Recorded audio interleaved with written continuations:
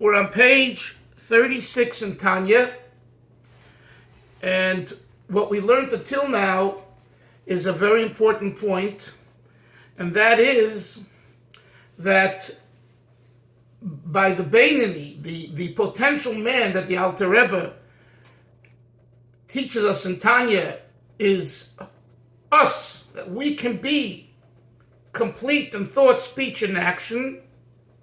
Nevertheless, in the heart, the urges are still there. And it's very important to know this. And it's important for everyone to know this. Not only someone who's working or someone who is not religious, but even the most religious person with the biggest beard and the biggest B'nai Torah and everything else. They also are not tzaddikim. So they need to know that there's something there and be on guard. At the same time, know that your potential is so great that you can actually perfect yourself in thought, speech, and action. In action, to do only what's right. In speech, to talk only what's proper. And even in thinking, which is constant, right? A person's always thinking. As soon as something inappropriate enters your mind, you push it away, as we learned in chapter 12. In today's section of what we're going to learn today, Mitzvah Shem, the Alter Rebbe talks about another kind of a Beinoni. Basically, in Tanya, he speaks about 3 to 4 different types of Beinoni, and we'll recap that in the next few, today or tomorrow. But the Beinoni that he talks about today is the one that I've just identified. Someone is learning Torah, Yom V'Layla, day and night. Now here, Moshe, you would think, if you're in the Beis Medrash all day, and if you're in shul all day, and if you're only learning and davening and doing good things, what do you mean there's an urge in my heart that's lodged there, and as soon as I open up the lid, it jumps out? I'm learning and davening. I'm not working. I'm not on the street corners, right? So let's look. So this is what the Alter Rebbe identifies today as another type of Beinoni. Okay, let's look what he says. We're now on page 36, and we are on the 4th line, the 3 words from the end. V'af, mi shebetoides Hashem cheftzoi, even someone who desires the Torah of God, the Torah of God. V'yega bo yom v'laylo, and he's diligent about its study, day and night. And the Alter Rebbe adds Avram the word lishma. He learns it for the sake of Torah, Yoini. He's not learning to get a degree, to get smicha, to be a rabbi. No. He's learning because this is God's Torah. And that's a very high level, by the way, Moshe. To learn Torah, to be a rabbi, it's a great thing, right?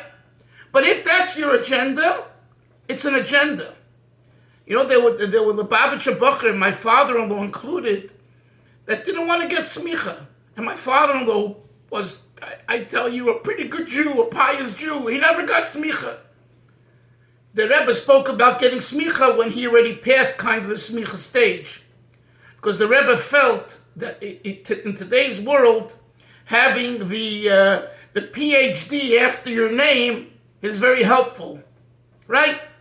And I can tell you that firsthand, and I don't want to digress, but I will for a second only, that if I had a PhD after my name, I could get into any university and touch thousands of more people.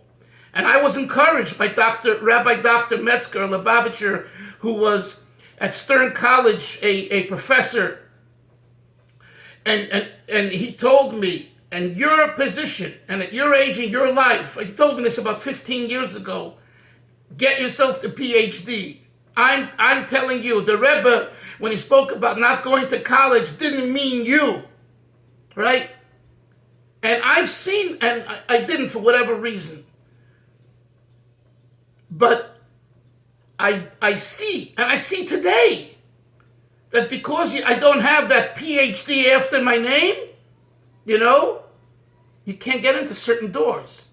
There are professors around the country who I'm in touch with because of my writing, and they'd love to have me lecture for their students, but the policy is you need that MA or that PhD after your name from a reputable college, not from the Rabbinical College of Morristown or from, Chappelle's. Chappelle's yeshiva degree ain't going to get you anywhere. No, if it might get you. It might get you. What? I used to have a friend that he can get you any diploma you want. That was his business. I know, but Yoni, I know about that too. But first of all, it ends and it's false and it makes it worse. I don't want to go into it. I know all about it. It's a lo emet, okay, and it's.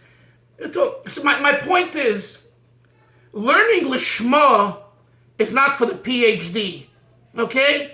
Imagine Velvel's here wearing his surgeon, doctor, white uniform, and, he learned to be, whether it's in Riga, wherever you got your degree from, Velvel. I want to be a doctor because I want to help people. What? My degree is from Cologne. From Cologne, thank you. So he wants to be a doctor just to help people. That's a gewaltige Sache. Then there is, I want to be a doctor because I need a parnasa. I need to bring home food and I can also help people. And I like medicine.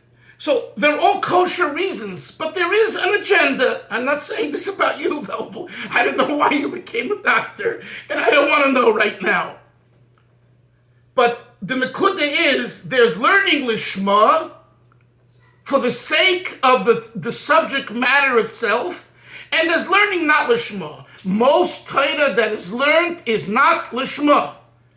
Okay? If you think it is, you better wipe your eyes and drink a good cup of coffee and wake up. Okay? The Alter Rebbe here, look what the Alter Rebbe says. Let's go back to the text. This individual that I'm talking about, the Alter Rebbe says, he learns Torah yoyma v'layla, night, day and night. Wow. And lishma, he learns it for the sake of Torah. So, if anyone can be a tzaddik, it would be someone like him. Look what the Alter Rebbe says now. Here comes the whammy. Ein zu heichoche klau. This is not yet proof shenitche hora mimkoimoi, that the evil, the bad within his heart has been lodged at all from its place. It's still there. Ella, yochalios, it could be shebim husay batzmusay, and Eliyochalias, but rather it could be, it is that the essence, the midos, the character of this individual who's learning day and night, who betokvoi, uvurosoi, it's in its full potency and it's in full strength in its place, the chol asmalin, the left ventricle, and therefore it can come out at any point. Could you imagine? Rak. The difference is that by this individual, his garments of thought, speech, and action, of the animal drive, don't invest himself in the mind, in the mouth, in the heart, in the other limbs. Why? Shlita or Mishola, because God gives dominion and power lemoyach to the moyach alalev on the heart. Chevra, you've been learning Tanya for many years. I have a question. Didn't we learn on the other side of this page that the reason why this type of Beinoni, seemingly, is able to overcome is because God stands to his right? We had a whole thing about Yamad Lemin Evyoin. What does it say over here? Why is he able to overcome? Because Moyach Shalat Aliv, because the mind has power over the heart. Make up your mind. What's the reason? It's two different reasons. So the explanation is, I heard this from Yoel, is very simple. On the first side of this chapter 13, we're talking about another type of a Beinani. We're talking about a Beinani who isn't learning all day. We're talking about he's out on the street. He's working. Like all of us pretty much, right? Over there, our heads are already a little messed up. So our heads don't have the power to overcome the heart because we've been warped in our moach. So over there, the Alter Rebbe says, Yoini, but if you want to, if you're on the right track, God will stand to your right and help you out. So that's why in the first page of Perek Gimel, the Alter Rebbe uses the reason of Hashem Oizrei. Here, the Alter Rebbe is talking about another type of a Beinani, Avram. What's this type of Beinani? Someone who's learning day and night, L'shma. So over here, guess what? Mayach. His mayach is pure. Because where is his mayach? His mayach is in Torah. So that's what the Alter Rebbe says here. For this type of a Beinani, mayach shalat al-lev will work. And this difference, Chevre, is a very important difference for outlook. What am I referring to? Someone who's already been messed up in the mayach a little bit less, a little more, there's only one solution. God, help me and stand next to me and give me the koyach to overcome. Because if I go with my mind's going to lead me to accept the dictates of the Yetzer Hara, of the Nefesh Habamis. But if you're someone who's in the yeshiva world or in that arena, and you're learning Torah, especially Lishma, then your moach is not messed up. If indeed you're learning Torah Lishma, or learning even day and night, not even Torah Lishma, but you're in that realm, your moach. So someone is learning, then they can easier access their moach, their mind, to control their heart. And this is when we talk to ourselves, family and friends and others, and when especially you do outreach, hafatza, to bring people back to Yiddishkeit, you have to know where are they coming from. And I go back to that kuntras achinuch v'adracha that we learned together, how important it is, and maybe it's worthwhile for everyone to relearn it slowly on their own. But the previous Rebbe writes there, in order to succeed with a student, you must know their background. And if you don't know their background, you will never succeed with that student. That's what the Alter Rebbe is saying here. If it's a Beinani, you have to know the background of the Beinani, of this guy who's a potential Beinani. If he's the type that he's already been exposed, okay? He's been exposed, and by the way, who hasn't been exposed? Fine. But if he's the type that's not been exposed, or he's transformed himself where he's learning so much that he forgot all the shtuyot, all the stupidity and folly of his youth, and now he's like a guy who came out of Me'asharim or Geula or Bechreif Lakewood, whatever, Ponovich, whatever they think they create, these pure individuals, which, as I said, think they create, because I ain't convinced that that's what they actually create. But I have to tell you this anecdote, a joke, or maybe it actually happened, because I just have to tell you. I said it once, to say it again. They sent a bacher from Lubavitch 100 years ago in the city of Lubavitch on Teichei Tmimim. They told him, the mashpia comes over, he says, Yankel, it's time for you to get married. Okay, you go to here and here, you'll knock on the door, and you'll meet someone. You go there, you'll meet someone. Yankel goes, the mashpia says, you listen, you don't ask shilas, you don't ask questions, you just do what the mashpia says. He goes to the door, he knocks on the door, and the girl who's supposed to meet him, comes to the door. He sees the girl, he says, Oi, a maidel! Oi, a girl! And he runs the other way. That's the type of Bachrim they had in Lubavitch 100 plus years ago. Believe me, I'm not saying all the Bachrim were that way. They weren't. But there were such as well. Totally, you have to meet for marriage. Who are you going to meet? A stick? A wall? He didn't need... and you learned the Gemara and Kiddushin. And you learned the Ksubis. And you're learning about a girl and about a woman and about all the details. And he knew Pshat backwards and forwards. When it comes to meeting her, he runs the other way. Why? Oi, it's a girl. Because the two didn't register.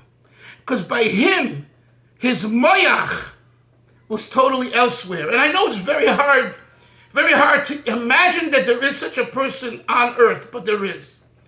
The Alter Rebbe here says, someone who learns Torah Lishma, their mind has not been adulterated. Their mind is pure. And therefore, for such a type of Beinoni, the advice is not that God should help him overpower the Taivas. This guy has the ability to use his mind because his mind is pure and overcome. Let's go further. V'lochein, Avi, we're on page 36, about 10 lines down. Second word on the line. V'lochein, nefesh elikis shebemayach. The godly soul that lodges itself in the brain, as we learned in chapter 9, Mosheles Be'ir Katana dominates over the small city. Evari Haguf, referring to the limbs of the body. Kulam, all of them, Sheyiu Levush Umerkava Lishleisha Levusheha, so that they become a garment and a chariot to the three garments Sheyislapshu Behem, Shemachshava Dibur Umaisa, of thought, speech, and action, Shel Tariach Mitzvah Torah. And again he repeats, but as far as the very essence and character of the godly soul within man, meaning the midos of the person,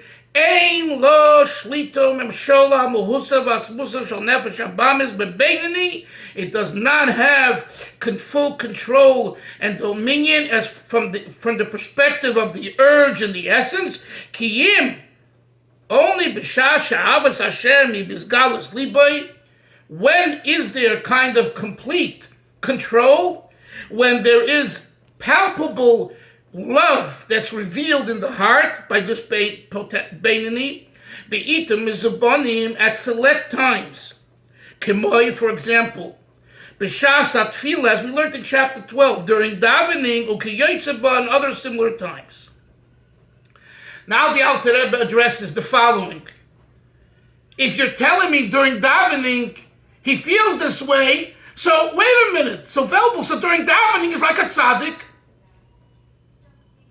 And we're not calling him a tzaddik. Remember, who are we talking about here? A Beinoni. So make up your mind. This is what the Alter Rebbe is going to address now, what I'm saying now. Make up your mind.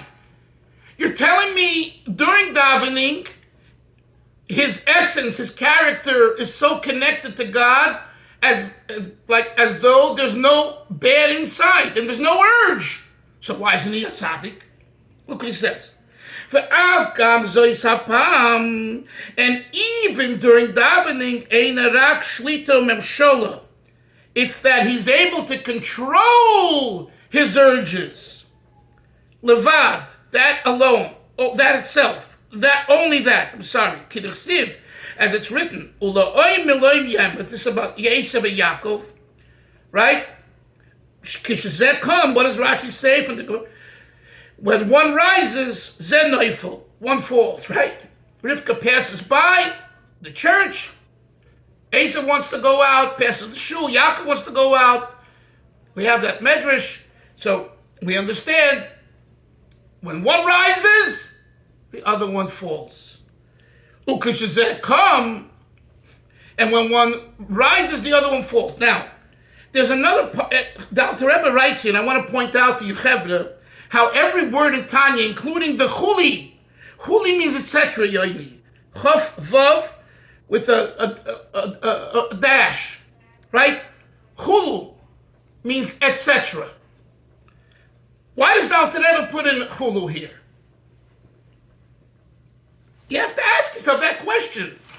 Because the Chazal continues. It says, Ukeshizeh kam zeh neifel, ukeshizeh neifel zeh kam.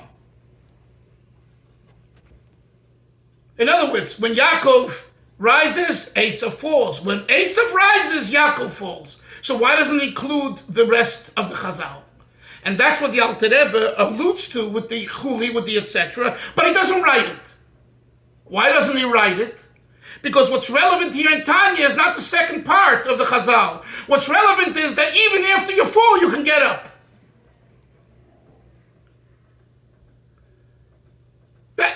That's why he ends the Chazal, Ukeshizeh kam. In other words, what's relevant is the come. Hey guy, you fell? You have a taiva? You have an urge? Don't make a big deal about it. Come, get up, rise. You know who you are? You're a star. You made a mistake. You fell into a taiva. And we have to train ourselves not to become morbid and despondent because we fell. That's what the Alter Rebbe said. But look what he says.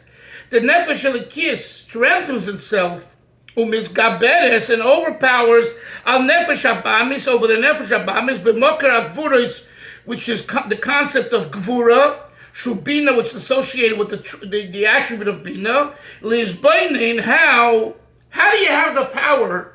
How does this Bainani, who goofed up, again, where did he goof up, Yoini? He didn't goof up in thought, speech, and action. He goofed up, it's during davening, tefillah. But somehow, the tefillah makes him so strong, Moshe, that when he's davening, he's fire. I asked you the question. We spoke about this example, Yoini's famous 5-year example, but it's a good example. How can it be that you should daven well and then go fresh by the Kiddush? How can that be? Moshe Myers, if you have a good davening, and you're all enthralled, and you're all in an ecstatic state of prayer, and all of a sudden the Kiddush comes, you're like a behema. How could it be? What's the answer? But right, that's the fact. The facts are on the ground. What's the answer? Wait. That during davening, the only reason why I had this great davening is because my nefesh elikis, my godly soul, is so powerful that it overpowered the nefesh abamis. But as far as my very core essence and urge, it's a raging bull that wants to fress away, wants to indulge and be a glutton. My mashpia, Rabbi Yoel, will tell a story of 2 great chassidim in Tel Aviv. I know about both of them. I don't want to say the names, but they were Rashab, Talmidim of the Rashab and the Rayatz. And they lived into the Rebbe's period. So he said that once at a wedding, he was there, or I think the waiter passed by. So one of the Hasidim didn't even realize he passed by. The other one said, "Come here, put down a nice portion in front of me." I don't know if he said put down a nice portion, but in other words, he liked eating, and it's true, he did like eating, and he was bulky, you know? Is this a sin? It's not a sin. You're hungry, you're at a wedding, you have something to eat, especially in those days, in the 1940s or 40s. But nevertheless, you could see that taiva for achila, that there was some urge left. That's what the Alter Rebbe is saying here. Shenefesh elikis, the godly soul, misametzes u'misgaberes al nefesh abamis b'karush. How? Lizboinem b'dulus Hashem. Because during davening we meditate on God's greatness, Ein Sof Baruch Hu, the infinite God, u'lehoilit ava azel Hashem, and we give birth to a very passionate and strong love for God, kirish be'esh, like the flame fire, in the right ventricle. Va'oz iskafya sitra acher shebechol asmoli. And then we subjugate. That's exactly what happens. That's the answer to the question. Yoini, that's the answer. How is it, Moshe, that you're able to, because during davening, you're controlling yourself. So it looks like when the Kiddush is going to come, you're not going to fress, and you're not going to go crazy, right? That's the way it looks like during davening, because during davening, you meditated on godliness, and you think about Hashem, it's so awesome, it's so great. Where does fressing come into the picture? Like the whole thing is contrary to being a glutton and etc. Avo, look at the words now, fourth line from the bottom. Leinas batel legamri bebeinani. Lomas batel avi legamri. It has not been no totally in a beinani. In other words, in its core, it's there. Ella, the tzaddik. Where has it been batel legamri, completely annulled by an individual we call a tzaddik? Shenemar boy, for it says about a tzaddik, v'libi cholu b'kirbi, my heart is hollow within me. U'moyish bera, and a tzaddik despises evil, v'soynei b'tachlis asinu, and he hates the evil either with an absolute hatred, v'hamias, and disgust, or shalei b'tachlis asinu kanal, or by a tzaddik v'raloi, the hate, the abhorrence of taiva is not complete, it's incomplete, it's not absolute. Avo b'beinani, hu derech mashul, by beinani, it's, for example, ka'adam, look at this mashul, it's a beautiful mashul, a beautiful example. Ka'adam sheyashon, it's like a person who's asleep. We're going on to page Yutes. Sheyochei lachzoi v'leir mishinosoi. He can get up, he gets up, and he wakes up from his sleep. Right? During the time of sleeping, everything is rosy and dandy. I was so tired and wasn't feeling well last night. I went to sleep. Baruch Hashem, I'm animated now and I feel better. Right? You go to sleep, you get up, sleep's the best one, maybe the best, one of the best things, remedies. Get a good night's sleep. You're in a bad mood, go to sleep. You'll get up, don't talk about it at night. You know, you had a hard day at work, you had a hard day in the family, you had some kind of dispute with your wife, just go to sleep. Keep your mouth shut and go to sleep. And tomorrow you'll wake up, you'll be able to, it'll be less, even if the issue's still there. Says the Alter Rebbe, using this as a mashal, Kach, hora b'beinani, the lodged bed that's in a beinani, hu kiyoshim, it's like it's asleep. B'chol ha'smol, in the left ventricle. B'shas krishma tefillah, even when the time you say Shema and you daven. Shalibe boya ka'aba seish, even when your heart is burning with a burning fire of love for God. But afterwards it's possible, it comes back to haunt you. So don't take it for granted. He answers now, Avram, the question, one of the questions that he asked in the first page of Tanya. How can Rabbah call himself a Beinani if we know he's a tzaddik? Says the Alter Rebbe, after Leposah Pum Megirsa, although Rabbah never stopped, the Torah never stopped coming out of his mouth. Pum means his mouth. Megirsa from learning, Uvataydis Hashem Chefsai, and he desired God's Torah Yom V'Layla, day and night. B'chveitza v'chsheike v'tshuka. It's 3 words meaning such a passionate desire and want for God. V'nefesh shokeika, 4th term, and he had a soul of thirst for God. Bi'ava Rabbah, with a tremendous love, kibashas tishmot tefillah, like the time of davening, v'nid be'einav kebeinani. That's why Rabbah thought he was like a Beinani, hamispalo kol hayoim kulei, who's davening all day. Remember what we said in chapter 12.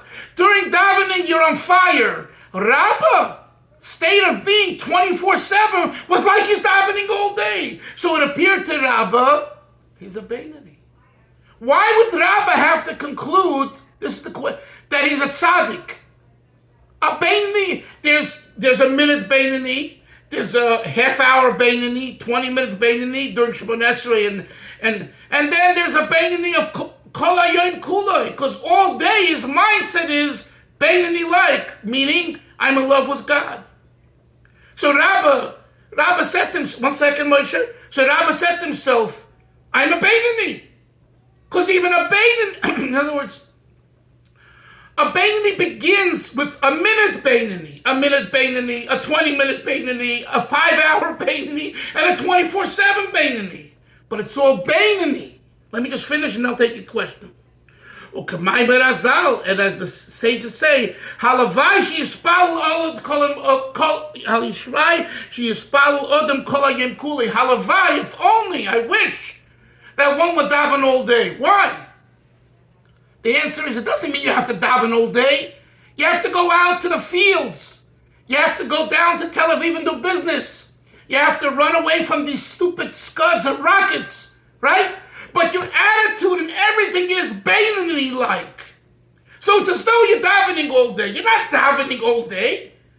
So when Chazal say, Halavai, if only we had the opportunity to daven all day, literally, it means what it means. But in a more figurative way, it means we should adapt the attitude of davening throughout our day when we're selling products on Rehov Dizengoff, or in the center, the Merkaz, in the stores, etc. Moshe, what do you want to say? So this reference to Rabbah here, in chapter 13, does this now bring us back to the very beginning, chapter 1? Yes. Where it says, the quotes, it says, Rabbah says, I, for example, am a Beinani, and then said Abaye to him, Master, you do not make it possible for anyone to live. Yes. And what the Alter Rebbe is, he's answering the question. There was a question that the Alter Rebbe asked on that. How can Rabbah make the mistake and think that he's a Beinani when he didn't stop learning for a moment? He was a tzaddik.